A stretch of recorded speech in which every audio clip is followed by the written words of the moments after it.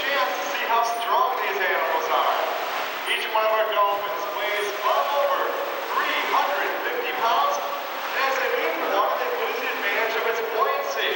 So they have to produce up to and over 350 pounds of pushing power to get above the water surface like this. Tail dancing can be modified, long or short, forwards or backwards, giving them on retrieving. Let's see if we can get the group up here in the water. Backwards tail up. Fine job there. Each one of our dolphins eats on an average of 15 pounds of fish per day, which is cut up and fed out each show and training session throughout the day. Introducing the dolphins to you, we're going to bring them up with a flipper shake. First up, Nemo. He's a 15-year-old man.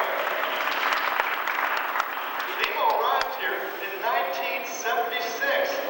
And let's see if we can move down to our youngest female here. Wendy is out there. She's going to spring back in here. Wendy's the youngest female. She's 11 years old. She'll come up with a flipper shake. She arrived here in 1979. She's been here that entire time with Stormy, her 11-year-old male training partner. Nemo's training partner is Shauna. Shauna is a 15-year-old female who arrived here with Nemo back in 1976. Last but not least is Angie, 31 years of age. She's been here since 1968. And at that time, she's performed in well over 19,000 consecutive dolphin shows, 400 pounds, and well over 9 feet in length. This is Angie. And that's all 5 of the dolphins performing for you today. I'm going to game of Tetherball, and all 5 of the dolphins really enjoy playing this. As you can see, the rules are pretty simple. Just come up and hit that ball with your snout as it swings by overhead. Now, as they play the game, it's a great demonstration of their eyesight. Dolphins have excellent vision, both above and below the surface of the water. Beneath the water surface, dolphins can apparently compensate for the distortion that the water causes.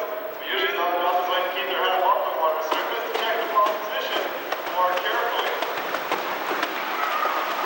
Now, they like your applause so much, they're getting used to that back dolphin style. I also may be wondering how we can tell the dolphins apart. Well, they all do look different. Different faces, sizes, and colors. Maybe by the end of the show, you can tell a few of the dolphins apart yourself. We got a few more taps here. One last tap. Looks like Angie's lining up. And a great job with Tetherball today by all 5 of the dolphins. Now, there's one other thing about the dolphins that's very special, and that's their sonar system called Echolocation. And we're going to demonstrate that to you right now with the help of Nemo and Wendy. Now, what we're going to be doing is blindfolding both Nemo and Wendy with some soft rubber eye cuffs, which don't hurt them in any way. Nemo will be wearing the eye cuffs of the blue centers, and Wendy will be wearing the eye cuffs of the red centers.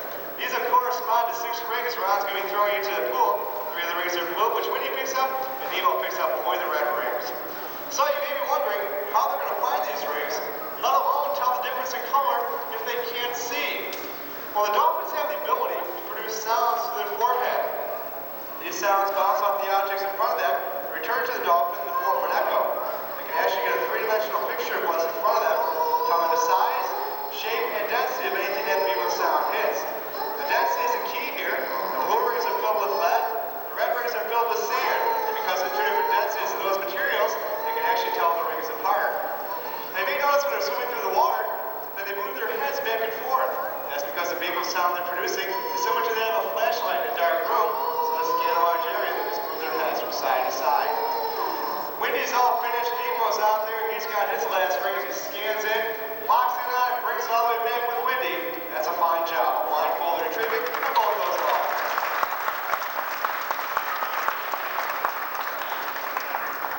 Remember now, this is the dolphin sonar system. It's called Echolocation. Dolphins will use this out in the wild when the water becomes too dark and murky for them to see or to find fish food as they navigate through the water. Here's all 5 working together as a team.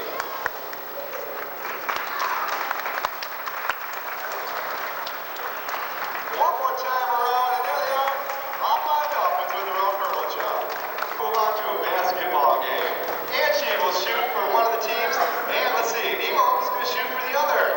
It's boys against the girls. Nemo for the boys, Angie for the girls. They both go out there. Nemo puts up the first shot, it's in. So he scores the first 2 points.